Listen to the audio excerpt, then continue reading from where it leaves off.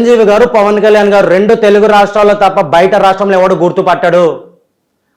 మహారాష్ట్రలో చూసినారా బిడ్డ రే, అల్లు అర్జున్ క్రేజ్ ఉందండి, ఎవరు లేదంటున్నాడు, ఉంది. అరే నువ్వు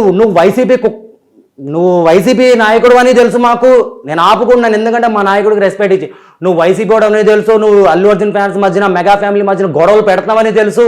కొడక ఒకటి గుర్తుపెట్టుకో, హైదరాబాద్లో నేనైతే ప్రస్తుతానికి ఇప్పుడు ఆంధ్రాలో ఉన్నా, నేను హైదరాబాద్లో నువ్వు ఏడైనా కనపడు అల్లు అర్జున్ ఫ్యాన్స్ నేను కుక్కని కొట్టినట్టు కొడతారు. ఎందుకంటే ఇండైరెక్ట్లీ టార్గెట్ చేస్తున్నాడు. వాడి అకౌంట్లో చూస్తామో వైసీపీ వాళ్ళది ఉంటుంది.